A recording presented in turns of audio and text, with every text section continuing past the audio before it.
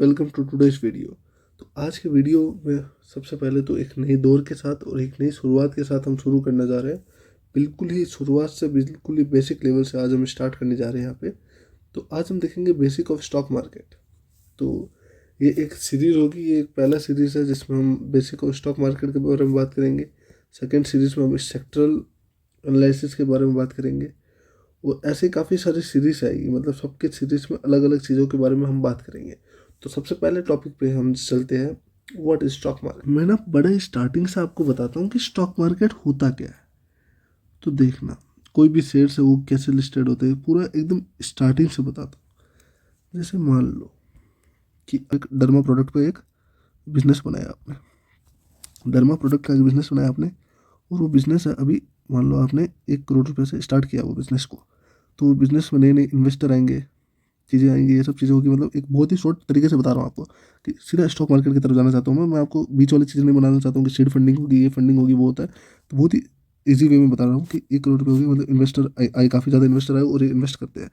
फिर क्या होता है कि फिर ये अपना आईपीओ लेके आता है और फिर ये अपने स्टॉक एक्सचेंज में ये लिस्टेड हो जाती है कंपनी। कोई भी एक कंपनी इस तरह से लिस्ट होती है, काफ़ी चीज़ें मतलब होती है, काफ़ी फाइल करनी पड़ती है चीज़ें, काफ़ी चीज़ें दिखानी पड़ती है, ये सब चीज़ें स्टॉक एक्सचेंज में ये चीज़ें फाइल हो जाती है। तो मान लो कोई भी बिजनेस है जो लिस्टेड होता है, वो स्टॉक एक्सचेंज के थ्रू लिस्टेड होता है। एनएससी और बीएससी अपने इंडिया मार्केट में इसको लीड करती है, लीड, और मतलब सेबी है जो इसको रेगुलेट करती है। तो ये सब बेसिक चीज़ें मेरे को पता होगा कि आपको ये आती होगी, लेकिन मैं एक बार बहुत ही डिटेल में ये चीज़ें आपको समझाना चाहता हूँ। अब होता क्या है कि स्टॉक एक्सचेंज होती है जहाँ पे एक बायर होता है और एक सेलर होता है। बायर क्या करता है कि स्टॉक्स को बाई करता है, सेलर क्या करता है स्टॉक्स को सेल करता है, और उनके बीच में रहता है ब्रोकर, जिसके थ्रू हम ये चीज़ें बाई या सेल करते हैं। और ये ब्रोकर डिजिटल ज़माने में देखें तो ग्रो हो गया, एंजल वन हो गया, जीरोधा हो गया, 5 पैसा, और ऐसे काफ़ी सारी कंपनीज है जो मतलब हमें ब्रोकर फॉर्म की नीड पूरी करती है और जो हमें मदद करती है, जहाँ पे बाई कर सकते हैं और सेल कर सकते हैं कुछ भी चीज़ें। और अब मैं आपको डिफरेंस बताना चाहता हूँ स्टॉक और शेयर्स में डिफरेंस। स्टॉक स्टॉक क्या होता है? स्टॉक क्या होता है? कोई भी कंपनी जो लिस्टेड है शेयर मार्केट में, उसे हम स्टॉक कहते हैं। जैसे कि ITC, HUL, Asian paints, HDFC bank, तो इसे हम स्टॉक्स बोलते हैं। और शेयर्स किसे बोलते हैं? जैसे कि अगर मुझे आईटीसी पसंद है और मैं इसके 2 शेयर्स ले लेता हूँ या एक शेयर ले लेता हूँ, तो ये एक शेयर्स मतलब होगी हिस्सेदारी। मेरी इस स्टॉक्स में कितने हिस्सेदारी है, मैं इस कंपनी में कितने हिस्सेदारी ले रहा हूँ। जैसे कि मान लो कि एक कंपनी है जिसका नाम है पेन। अगर ये कंपनी है पेन, मान लो आप ये 1 करोड़ की कंपनी है और मैं इसमें 1 लाख रुपीज़ इन्वेस्ट करता हूँ, इसका मतलब मैंने 1% शेयर बाई कर लिया है इस स्टॉक का। मतलब कि मैंने 1% शेयर इस कंपनी का बाई कर लिया, स्टॉक का बाई कर लिया है। इसका इसका मतलब ये बहुत ही सिंपल वर्ड में, स्टॉक अलग अलग तरह के होते हैं। जैसे कि large cap, mid cap, small cap. अगर हम सही 20,000 करोड़ से ऊपर का जिसका मार्केट कैप हो गया उसको हम बोलते हैं लार्ज कैप। का मार्केट कैप 5,000 करोड़ से 20,000 करोड़ का उसे हम मिड कैप बोलते हैं।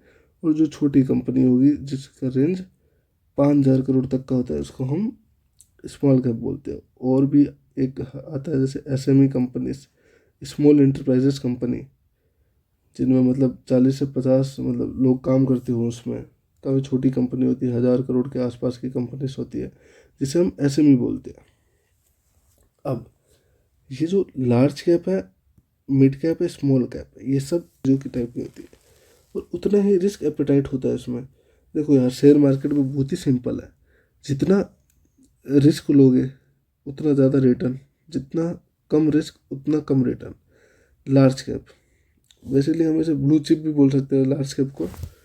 ये बहुत ही बड़ी बड़ी कंपनीज होगी जैसे HUL, Asian paints, HDFC bank, ये सब आ गया लार्ज कैप में। एचडीएफसी बैंक और ये अपना Asian paint, HUL, Bajaj finance, Bajaj Finserv, ये सब आता है अपने लार्ज कैप में। मिड कैप में अपना आ गया जैसे कि हम देखते हैं आईआरएफसी, अपना ये एचएएल, ये सब अपने मिड कैप स्टॉक्स आ गए। स्मॉल कैप स्टॉक्स आ गए अपने ड्रीम फॉक्स, अपना IDFC bank, Ujjivan small finance bank, ये सब मतलब जो भी स्मॉल कैप में आते हैं ये सारे। तो जितना स्मॉल कैप है स्मॉल कैप सबसे ज़्यादा रिस्की स्टॉक्स है, तो इसमें रिटर्न्स भी उतने अच्छे मिलते हैं, लेकिन बहुत ही ज़्यादा रिस्की स्टॉक्स होते हैं। मिड कैप स्टॉक्स हो गए मॉडरेट रिस्क, जिसमें मतलब रिस्क थोड़ा कम है तो रिटर्न भी उस हिसाब से है। तो लार्ज कैप अगर हम देखें तो निफ्टी 50 में आते हैं लार्ज कैप स्टॉक्स, जिसका मतलब अगर आप देखो रिटर्न, एनुअल रिटर्न है 12 से 14 CGR। अगर आप मिड कैप और स्मॉल कैप का रिटर्न देखोगे तो लगभग 18 to 19% का CGR रिटर्न है। तो निफ्टी 50 क्या होता है? Now we will talk about Nifty 50। Nifty 50 क्या होती है कि इंडिया की 50 बिगेस्ट कंपनी का एक इंडेक्स बनाया हुआ है। निफ्टी 50 बेसिकली ये बताता है हमें कि अपने इंडिया की 50 सबसे बड़ी कंपनी किस तरह से परफॉर्म कर रही है। इससे हम मोटा मोटी हिसाब लगा सकते हैं कि इंडिया का मार्केट कैसा परफॉर्म कर रहा है। अगर बाहर वाले देश अगर देखना चाहते हैं कि इंडिया कैसा परफॉर्म कर रहा है, तो वो बेसिकली निफ्टी 50 देख के पता लगा सकती है कि इंडिया कैसा परफॉर्म कर रहा है इन ऑल ओवर। निफ्टी हो गया, सेंसेक्स हो गया, और ये अपना बैंक निफ्टी, इसमें क्या होता है कि बैंक वाले स्टॉक्स आगे सेंसेक्स और निफ्टी लगभग सिमिलर होता है। ऐसे बिल्कुल सिमिलर नहीं है, मतलब इनमें जो स्टॉक्स है वो मतलब इन दोनों का मिक्सचर हो गया सेंसेक्स में, इस तरह का मान लो आप। तो इस तरह से होता है। तो ये चीज़ें, इन सब चीज़ों से हम बता सकते हैं कि इंडिया का मार्केट कैसे परफॉर्म कर रहा है। परफॉर्मेंस ऑफ इंडियन मार्केट हम इससे बता सकते हैं। तो ये आज का पहला टॉपिक हमारा क्लियर होता हुआ कि व्हाट इज़ स्टॉक मार्केट। मुझे नहीं लगता कि इसमें कोई डाउट हो आपका। अगर कुछ डाउट हो तो आप प्लीज़ मुझे मैसेज कर सकते हो, मतलब कमेंट कर सकते हो और पूछ सकते हो। अब हम देखेंगे why to invest in stock market. अब स्टॉक मार्केट में ना हमें इन्वेस्ट क्यों ही करना चाहिए। तो अब हम देखेंगे why to invest in stock market. हमें स्टॉक मार्केट में निवेश क्यों करें। कुछ रीज़न होना चाहिए ना किसी भी चीज़ को करने के लिए। अगर हम स्टॉक मार्केट में इन्वेस्ट करना चाहते हैं तो वहाँ पे हमें रीज़न मिलना चाहिए कि भाई हम क्यों इन्वेस्ट करें स्टॉक मार्केट में। तो देखो, अगर हम एक एक टर्म होता है बाइंग पावर, खरीदने की शक्ति। अगर हम इस चीज़ को समझना चाहें तो मैं आपको एक एग्जांपल देना चाहता हूँ कि जैसे कि चीनी हो गया। एक बहुत ही साधारण एग्जांपल देना चाहता हूँ। अगर हम सही तरीके से देखें, 2010 से 2012 इसके बीच में चीनी कहीं ना कहीं कुछ 20 रुपये किलो होगी। मतलब अगर आपके पास 20 रुपये हो 2010 से 2012 के बीच में, तो कहीं ना कहीं आप 1 किलो चीनी खरीद सकते थे। और सेम यही चीज़ अगर हम आज 2025 या 2024 से 2025 के बीच में देखें, तो कहीं ना कहीं चीनी का दाम कहीं ना कहीं 45 से 50 रुपये के बीच में है। चलो एक बार के लिए हम 40 रुपये मान लेते हैं। तो अब आप 20 रुपये से, उन्हीं 20 रुपये से आप कितना किलो चीनी खरीद सकते हो? कहीं ना कहीं आधा किलो चीनी। मतलब आपकी बाइंग पावर कहीं ना कहीं आधा गुना हो चुकी है। मतलब उसी जगह आप 20, आपके पास अगर 40 रुपया होता उस समय, तो आप 2 kg चीनी ला सकते थे। और आज आपके पास अगर 40 रुपया हो तो आज आप मात्र 1 किलो चीनी ला सकते हो। तो ये कहीं ना कहीं एक बाइंग पावर होता है कि आज के समय के 20 रुपये, आज के समय की 20 रुपये की वैल्यू में आप एक अंकल चिप्स ला सकते हो। और कल अंकल चिप्स ला सकते हो मान लो 10 ग्राम का, मान लो 100 ग्राम का, मान लो एक बार 20 रुपये में आप एक अंकल चिप्स ला सकते हो 100 ग्राम का। तो यही कहीं ना कहीं 5 से 10 साल बाद आप 20 रुपये में एक अंकल चिप्स ला सकोगे, और वो सिर्फ 50 ग्राम का। तो ये कहीं ना कहीं बाइंग पावर है जो अपनी चली जाती है टाइम के साथ, हर टाइम के साथ बाइंग पावर चली जाती है। तो अगर आप इसको कैलकुलेट 20 रुपये, मतलब मान लो आज की जो बाइंग पावर थी वो आपकी अपनी आधा आधा गुना हो गई। यहाँ पे 20 रुपये में हम 100 ग्राम ला सक रहे थे अंकल चिप्स, लेकिन यहाँ पे हम 20 रुपये में मात्र 50 ग्राम ला सकते हैं। तो कहीं ना कहीं 100% इन्फ्लेशन आ गया इन 5 से 10 सालों में। और अगर इसका ही हम एवरेज लेके चले, जैसे कि हर एक प्रोडक्ट में, जैसे कि अगर हम बाईसाइकिल ला सकते थे, जैसे कि हम कहीं मोबाइल ला सकते थे, जैसे कि कंज्यूमर आइटम्स ला सकते हैं, जैसे कि एफएमसीजी, ये सब इन सब का आइटम। तो कहीं ना कहीं हमारी जो गवर्नमेंट है वो मान के चलती है कि इन्फ्लेशन एवरेज टू एवरेज 6 से 7% इंक्रीज होता है। तो कहीं ना कहीं मतलब 6 से 7% हर साल इन्फ्लेशन बढ़ रहा है। अगर आपके पास काफ़ी अच्छा अमाउंट पड़ा हो, मान लो कि आपके पास अभी आज के टाइम में 10 लाख रुपीज़ हो आपके पास, और आपको इस रुपये को अगर आप कुछ भी ना करो और खाली आप अपने पास रखो, तो आज आप 10 साल में 10 लाख रुपये में मान लो आप एक प्लॉट खरीद सकते हो, किसी जगह। लेकिन आने वाले 5 सालों में आप इन 10 लाख से एक प्लॉट नहीं खरीद पाओगे। तो ये कहीं ना कहीं अपनी बाइंग पावर को खा रही है। तो लोग क्या करते थे, एफडी में इन्वेस्ट कर सकते हो, कर सकते हो, जहाँ पे आपका कहीं ना कहीं ये पैसा 6 से 7% में ग्रो होगा। और कहीं ना कहीं ये आपकी बाइंग पावर को सिमिलर रख देगी, कहीं ना कहीं सिमिलर रख देगी। जैसे कि आज अगर आप 20 रुपये की एफडी कर दोगे और 20 रुपये एफडी कर दोगे, तो कहीं ना कहीं ये आपका 20 रुपया 40 रुपये हो जाएगा आने वाले से 6 से 7, मतलब मान लो आप ये 6 से 7 सालों में ये आपका 40 रुपये हो जाएगा। 9 से 10 सालों में आपका ये 40 रुपये हो जाएगा कहीं ना कहीं एफडी के में अगर आप करोगे। तो ये आपकी बाइंग पावर कहीं ना कहीं उस टाइम भी सेम ही रख देगी। अगर आप 20 रुपये में उस टाइम कुछ खरीद सकते थे, तो आज के टाइम में आप 40 रुपये में कुछ और खरीद पाओगे। तो ये कहीं ना कहीं आपकी बाइंग पावर को सिमिलर रख देगी। और फिर अपना आता है कि हम गोल्ड में भी तो इन्वेस्ट कर सकते हैं। तो गोल्ड भी एक सुपीरियर पावर माना जाता है, जहाँ पे हमें आराम से 10 से 11% का रिटर्न मिल सकता है। 10 से 11% का रिटर्न मिल सकता है गोल्ड में। और ऐसे ही सिल्वर हो गया, ये सब चीज़ें होगी। लेकिन स्टॉक मार्केट में क्यों इन्वेस्ट करना है? स्टॉक मार्केट में क्यों इन्वेस्ट करना है हमें? अगर आपको इन्फ्लेशन बीट करना है तो आप रियल एस्टेट में भी तो जा सकते हो, गोल्ड में भी तो जा सकते हो, सिल्वर में भी तो जा सकते हो, कहीं ना कहीं आप जा सकते हो। लेकिन जो आपको रियल वेल्थ क्रिएट करना है बिजनेस के साथ ग्रो कर करके एक टाइम से, तब आप आते हो स्टॉक मार्केट में। अब जैसे कि एग्जांपल के लिए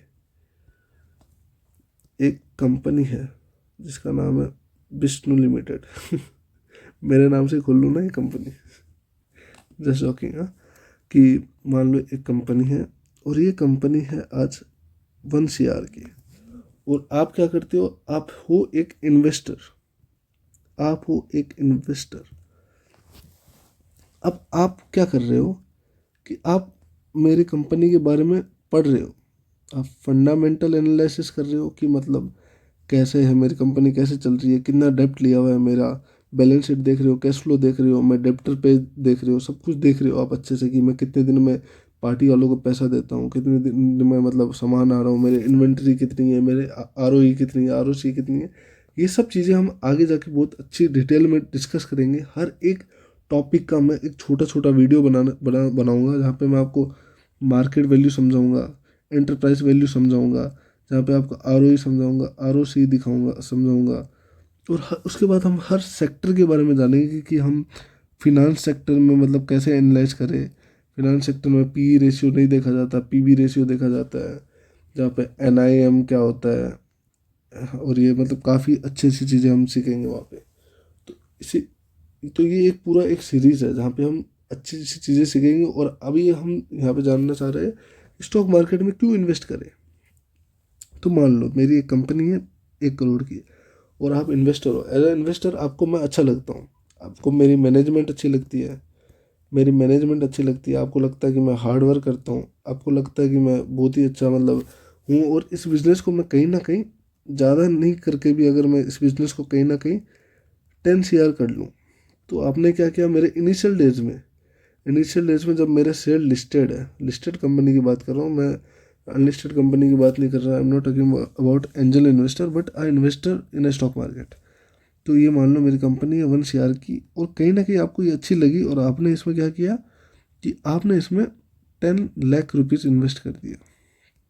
मतलब अगर आप कैलकुलेट करोगे 1 करोड़ का 10 लाख, तो कहीं ना कहीं आपने 10% शेयर बाई कर लिया मेरे कंपनी का, आपने 10% हिस्सेदारी ले ली मेरी कंपनी में। अब हुआ क्या कि जब ये 1 करोड़ से 10 करोड़ हुआ, मतलब कि 10 गुना हो गया, तो कहीं ना कहीं आपका 10 लाख का इन्वेस्टमेंट भी 10 गुना हो गया, 10 गुना हो गया, जिसका मतलब 1 CR हो गया कहीं ना कहीं। तो इससे क्या हुआ, मान लो कि इस टाइम ड्यूरेशन मेरे को लगा होगा 10 साल, मतलब हर 10 साल में मेरे पैसे 10 गुना हो गए। मतलब कि 10 lakh rupees invested in stock market in 2025, in 2035 it gave me 1 CR of return. I am just taking of example, एक एग्जाम्पल दे रहा हूँ, ज़रूरी नहीं कि 10 साल में हो, ज़रूरी नहीं 20 साल में हो, लेकिन एक बता रहा हूँ।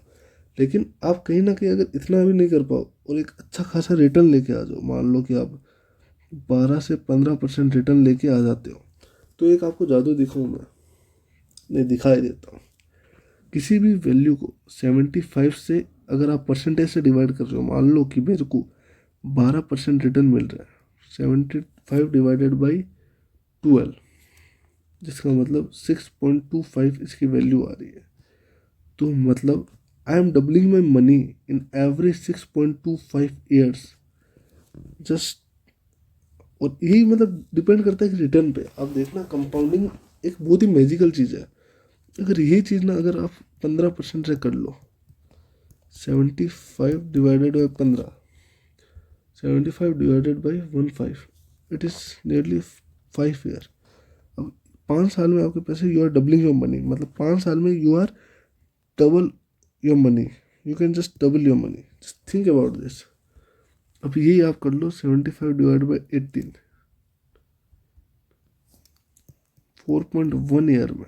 तो डिपेंड करता है आप कितना CGR जनरेट करते हो सालों बार। अगर आप ये 18% जनरेट कर रहे हो, तो आपके 4.1 ईयर्स में आपका मतलब पैसा डबल हो जाएगा।